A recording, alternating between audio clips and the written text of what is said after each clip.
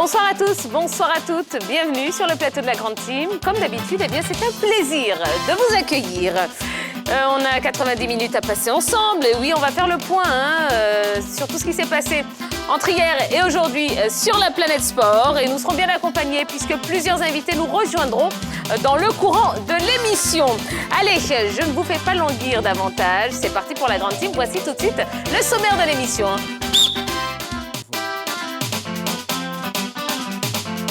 Au sommaire de la Grande Team, des news pour démarrer notre programme. Le point du tournoi de la fraternité remporté par la SEC Mimosa.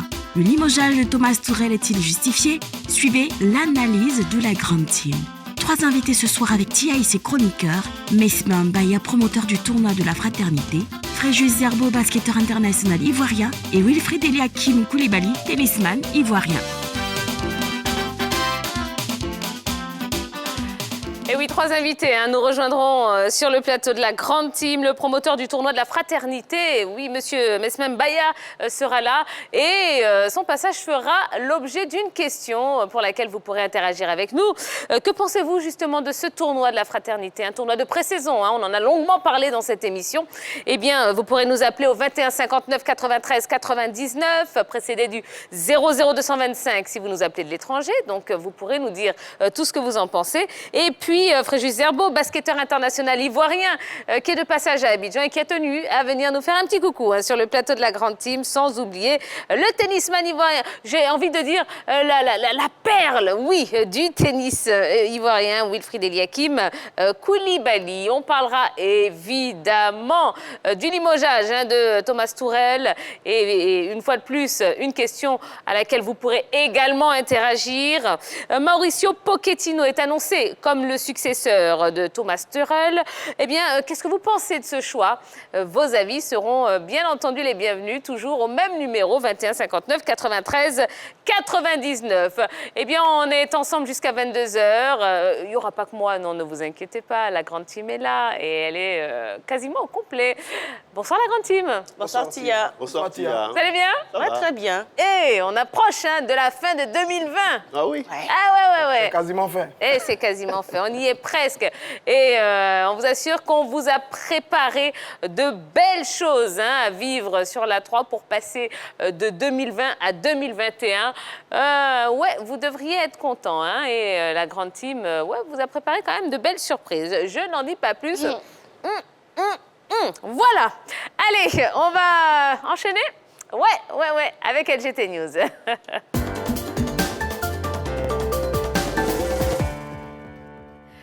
Et on ouvre les news de ce soir avec du golf. Tiger Woods fête ses 45 ans. Légende américaine du golf, Tiger Woods fête son 45e anniversaire de naissance ce mercredi. Le média américain Golf Week a estimé qu'il était le meilleur golfeur de tous les temps. Êtes-vous d'accord avec eux, Yves Boris? Né le 30 décembre 1975 à Cypress, dans la municipalité du comté d'Orange, dans l'État de Californie, eh bien, Eldrick Tont Woods, ou encore, si vous voulez, Tiger Woods, c'est comme ça qu'on le connaît plus mieux, eh bien, j'ai dit fête ses 45 ans. Ce jour, eh bien, il est l'un des plus grands golfeurs au monde.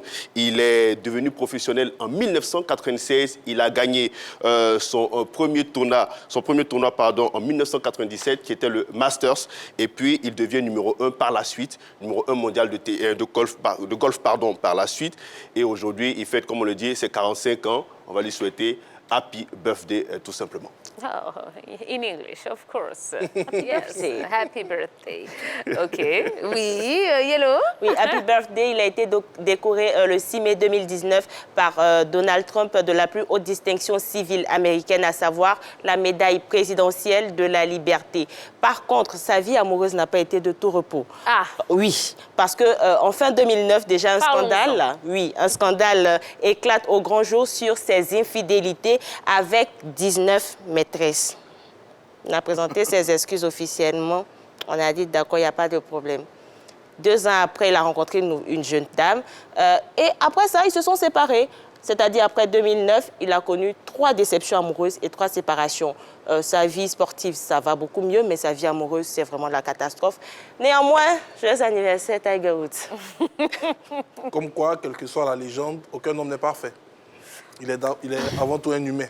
Regardez ce que je fais. Et puis, il y a ce fameux scandale. la solidarité masculine, hein, donc du coup... Ouais, on comprend mieux. Tout ce scandale d'infidélité collé au gars, ça lui a fait du mal à un certain moment. Parce qu'à un certain moment, il était au sommet du golf. Il était quasiment imbattable. Il réalisait des coups magnifiques sur les greens. Et puis après, il y a eu ce scandale-là. Il essaie tant bien que mal hein, de maintenir son niveau. Il gagne quelques tournois, mais ce n'est pas vraiment le redoutable Tiger Woods qu'on a connu par le passé. Mais bon, on espère que progressivement, il va revenir à 45 ans. Vraiment, il reste un grand champion de golf. Absolument. Tout à l'heure, tu as le demandé, c'est le meilleur golfeur au monde. Hein. Ça, je pense que... Certainement, certainement. C'est une affirmation. Qui est d'ailleurs en train de préparer la relève avec son fils. Hein. Ah ben oui, eh bien oui, eh bien oui. On lui souhaite d'ailleurs la même carrière que son papa. Voilà. Seulement la carrière. La même carrière sportive. Allez, on continue avec de la boxe. Un nouvel adversaire pour Yoka. Pour son premier championnat professionnel, Tony Yoka affrontera le Belge d'origine congolaise, Joël Tambwe-Djeko, 31 ans, 17 victoires dont 8 avant la limite, 1 nul, 2 défaites au point. Pour le titre vacant de l'Union européenne des lourds. Initialement, Yoka, 28 ans, 2,01 m, 9 victoires dont 7 avant la limite, 0 défaite. Devait combattre le Croate Petar Milas pour cette ceinture de l'Union européenne. Bon, c'est un combat pour le titre européen vacant des poids lourds. C'est le premier combat professionnel de Tony Yoka. Donc, fini les combats de gala et de préparation. Place maintenant à la véritable compétition pour Tony Yoka. J'avoue que Joël Djeko, son adversaire, le Belge d'origine congolaise, je ne le connais pas très bien, je ne l'ai pas vu boxer véritablement, mais j'ai jeté un coup d'œil sur son palmarès que vous avez donné là. 31 combats, 20 victoires, 20 combats, 17 victoires et 2 petites défaites. Il a 31 ans. Il est professionnel depuis 2011. Il a perdu un combat à la Surprise Générale en 2016. Mais depuis, il a enligné une série de 8 victoires consécutives. Donc, c'est un sacré client. C'est un lourd léger qui monte un peu en catégorie au niveau des lourds. Et par contre, Tony Yoka, on connaît beaucoup plus. Tony Yoka, depuis qu'il a commencé sa campagne vers un titre mondial, c'est 9 combats, 9 victoires. Là, c'est l'acte 10 de Tony Yoka, on va dire, mais vraiment une vraie compétition avec à la clé une ceinture européenne des poids lourds. Ça va lui permettre, s'il gagne, de gravir un peu les rangs au niveau du classement. Et puis, pourquoi pas, aller chercher une ceinture mondiale face à ceux qui détiennent les différentes ceintures.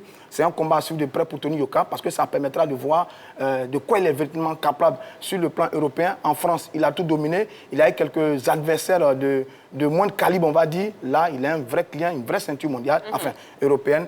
On attend de voir ce que ça va donner avec Tony Yoka.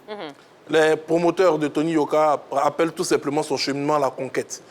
Les Français veulent voir pour la première fois de leur histoire l'un des leurs devenir champion du monde des ceintures les plus prestigieuses. Bon, on ne va pas les citer toutes ici, on sait qu'il y a néanmoins la WBC. Et Tony Yoka est sur une pente ascendante. C'est vrai que très souvent, durant les combats qu'il a eu à avoir, si je peux me permettre ce pléonasme, il a eu des adversaires qui ont été jugés de moins de calibre. Certains ont trouvé tout simplement qu'ils étaient trop triés sur le volet et qu'ils n'avaient pas du répondant face à ce garçon qui était quand même champion olympique. Et là, je pense qu'il était de rentrer dans une autre catégorie. C'est son véritable premier challenge. Et je pense qu'on devrait tous être devant les écrans de télé pour voir ce que cela va donner. Bon, on a vu déjà ce que cela a donné comme gala de boxe ici avec notre frère Youss, le problème. On verra ce qu'avec Tony Yoka cela donnera, mais je pense qu'il y aura quand même du spectacle ce jour. La date, hein, c'est le 28 février 2021. Ce sera à Nantes. Très bien. Allez, un mot sur le Vendée Globe. D'Alain et Seguin se rapprochent de Bestaven. Yannick Bestaven a perdu une partie de son avance dans la nuit de mardi à mercredi.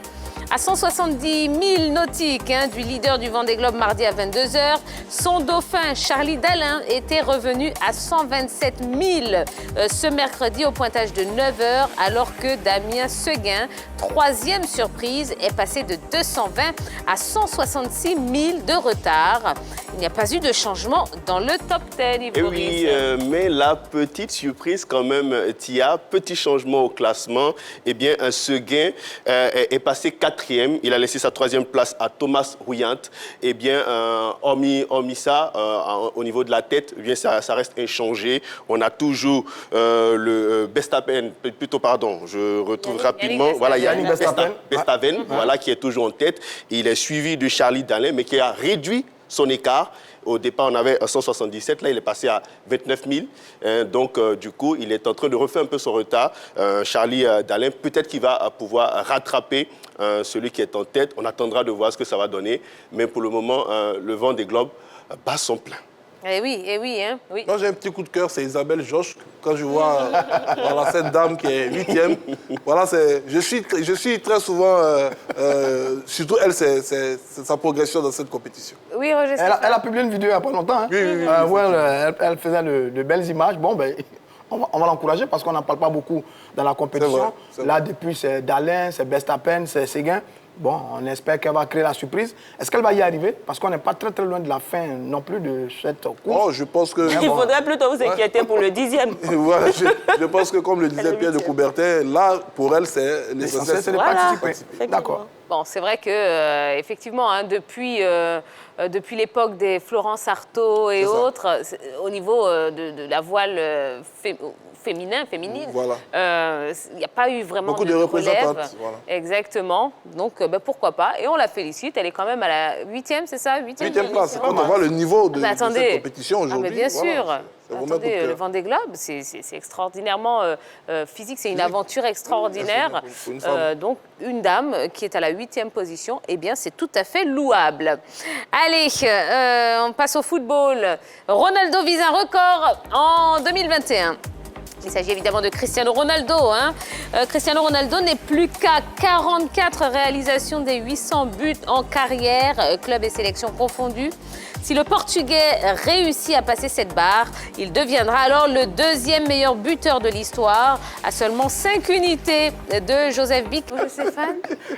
Mais on est en termes très nul en Coupe du Monde. Mais on est en termes de comparaison parce que là, il n'a peut-être pas gagné la Coupe du Monde, mais parce qu'on le compare à Pelé. Là, je fais des comparaisons puisque en termes de compétitivité, je dis qu'il est beaucoup meilleur que Messi parce que lui gagne un peu partout. Il a fait au Portugal, en Angleterre, en Italie, en Espagne. C'est très bien. Maintenant, comparaison avec Pelé, qui est dans la liste là, des meilleurs buteurs sur la Coupe du Monde, ben, il n'y a pas photo. Mon cher Roger Stéphane, mais ils ne l'entraîneront jamais en Coupe du Monde de football. Et le roi Pelé est assis là-dessus. C'est de ça qu'il s'agit. Voilà. C'est le choc générationnel. Non, redites-le fort, Yellow, s'il vous plaît. Le choc générationnel. Voilà. Donc, pour parler de ce record qui est visé par Cristiano Ronaldo aujourd'hui, je pense que cette annonce parvient juste après le record de Pelé battu par Lionel Messi, qui est celui du plus grand nombre de buts inscrits en club. Et là, Cristiano Ronaldo, voilà, il va partir chasser non pas seulement Bican, mais également Pelé. Et je pense qu'il en a les capacités. Tout à l'heure, j'avais un petit sourire en coin parce qu'il évolue quand même dans une équipe d'un niveau très élevé, la Justice de Turin. Objectif très élevé. Et pour pouvoir battre ce record, pourquoi pas, si d'un pays exotique allait inscrire 100 buts, il va largement dépasser cela. Il en a les capacités, ça lui donner les moyens. On sait que c'est un formidable compétiteur, un garçon qui prend soin de lui. Voilà, on lui souhaite tout simplement bonne chance dans cette nouvelle conquête. Mais je pense que sur les 2 prochaines saisons, il va battre ce record. Je pense qu'il va y arriver. Et pourquoi pas cette saison? Ouais, pourquoi pas. Ouais, mais bon, je dis 44 buts. Oui, c'est possible parce qu'il fait déjà de très belles choses.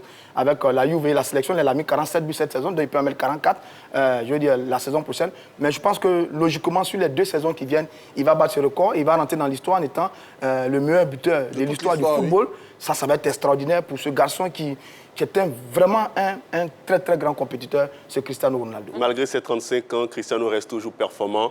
Actuellement, il est le meilleur buteur de la Série A avec 12 réalisations. Il a marqué 4 buts en Ligue des Champions cette saison et il a inscrit 2 buts en 4 matchs de Ligue des Nations. Donc, il a démarré. On sait que Cristiano, c'est au milieu de la saison qu'il est performant. Eh bien, je pense que ce record-là ne va pas tarder à tomber. Allez, une petite histoire bien sympathique et très mignonne. Hein. Un jeune Anglais veut jouer pour le Sénégal. Sur les réseaux sociaux, une famille a posté la photo d'un jeune garçon, fan de Sadio Mané, et tout heureux d'avoir vu sa tante lui offrir pour Noël un jeu de maillot aux couleurs du Sénégal. Eh bien, le jeune Anglais est tellement fan du Lion qu'il dit qu'il jouera pour Liverpool et le Sénégal quand il sera plus grand, a écrit sa famille. Oh, c'est mimi ça. Très mignon. C'est une histoire d'amour qu'on n'a pas l'habitude de voir. Un Européen, jeune Européen, être fan d'un Africain de surcroît, qu'il a envie de jouer pour la sélection de ce dernier, eh bien, c'est une histoire vraiment inédite. Maintenant, ça montre tout simplement un peu la dimension que Sadio Mané a pu atteindre en Europe, parce que quand même, c'est un joueur important de Liverpool, un joueur important du vestiaire. Et puis, Sadio Mané, quand même, cette saison, c'est 6 buts inscrits avec cette équipe de Liverpool, 1 en Ligue des Champions et puis 2 avec l'équipe du Sénégal. Et puis, on se dit très bien que, est-ce que c'est pas à cause de ses qualités que Sadio développe vif, rapide, percutant sur le côté, bon dribbleur et puis aussi finisseur. Peut-être c'est tout cela qui a séduit ce jeune garçon, raison pour laquelle il a dû le joueur africain. En première ligue, c'est 69 buts pour Sadio Mané sur 5 saisons et il devient le 5e meilleur buteur de son club. Cette histoire a été partagée plus de 4000 fois sur Twitter et un proche de Sadio Mané a assuré que le joueur rencontrera bien évidemment cet enfant-là. On peut aimer l'homme comme ça. Mais ça a été fait. Ça a été fait. Ça a été fait déjà. Oui, puisqu'il s'est rendu au domicile de l'enfant. Il a pris des photos avec lui, il a joué un petit peu. Il a fait du Sadio Mané parce qu'il est habitué. Quand Effectivement, même à ça. très altruiste aussi. Oui, absolument. Mais je dis, c'est mignon. C'est mignon quand même d'entendre et de voir ça. Contrairement, c'est un joli pied de nez aux binationaux qui fuient leur pays d'origine pour jouer leur pays d'adoption. Et quand ils échouent, ils se rabattent sur leur pays d'origine. Mais là, il y a un enfant qui veut laisser son pays d'origine. Oui, mais là, on veut voir un petit blanc qui veut jouer pour le Sénégal. Mais ça, c'est très bien. Les binationaux, ils ont 2 nations. C'est vraiment mignon. J'adore. Franchement. J'adore. C'est vraiment mignon. J'adore. Vous vous égarez. Mais maintenant, ce n'est qu'un enfant. Jouer pour le Sénégal, attendez un peu. Il va grandir et puis on verra bien s'il va faire le choix du Sénégal. Mais en tout cas, c'est une belle histoire d'amour pour notre sacré Sadio Mané. Mais il y en a un qui n'a pas joué pour le pays de son idole, mais qui a marqué le coup en donnant le nom de son idole à son fils, qui est Buffon, qui a donné le prénom de Thomas Nkono à son fils parce qu'il a dit qu'il a aimé le poste de gardien de but lorsqu'il a vu Thomas Nkono jouer lors de la Coupe du Monde 90 chez eux en Italie. Donc voilà. Ça rappelle aussi Zinedine Zidane qui a donné le nom de Enzo Francescoli à son fils Enzo, du temps où Enzo Francescoli jouait du côté de Marseille. C'était son idole. Donc il y a des belles histoires comme ça entre des enfants et des stars. Et celle-là, c'est une belle histoire pour notre Sadio Mané. Et allez, juste pour clore ça, il y a le roi Sané également. Le roi Sané, Claude Leroy. Claude Leroy, exactement, qui a entraîné son papa, etc. L'histoire est belle. Et continuons. Merci beaucoup. On va terminer avec cette news. Eto'o aurait pu évoluer au Paris Saint-Germain. Considéré comme l'un des meilleurs attaquants de l'histoire du football, Samuel Eto'o a un regret, ne pas avoir pu porter les couleurs du PSG. Pourtant, la légende camerounaise, retraitée depuis 2019, a bien failli rejoindre le club de la capitale à l'âge de 14 ans en 1995. Oui. L'entraîneur de l'époque, Luis Fernandez, poussait en ce sens, mais l'affaire n'a pas pu se concrétiser. Supervisait un certain Kalou Bonaventure. Et finalement, c'est Samuel Eto'o qui avait été choisi. Mais avant cela, à 14 ans, il avait bénéficié, grâce à l'une de ses sœurs, d'un voyage en France où il avait passé de nombreux tests. Et ces tests-là l'avaient mené du côté du Paris Saint-Germain. Malheureusement, cela n'a pu se concrétiser. Il a dit qu'il est fan du Paris Saint-Germain.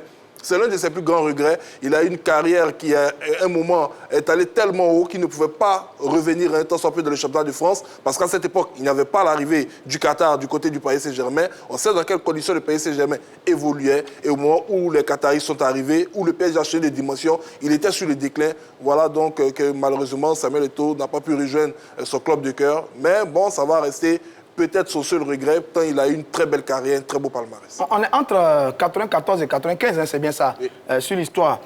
Il faut savoir que c'est la belle époque de l'équipe du Paris Saint-Germain.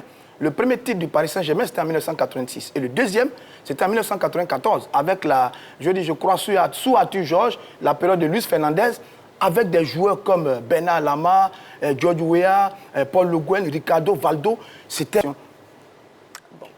Voilà, Samuel Eto'o fils. Une fois de plus, c'est vous qui le dites. Mais je pense que ces derniers temps, quand même, Samuel Eto'o avait fait un appel au Paris Saint-Germain. Je crois qu'on était entre 2017 ou 2018. Mais malheureusement, le Paris Saint-Germain n'avait pas répondu à cet appel-là.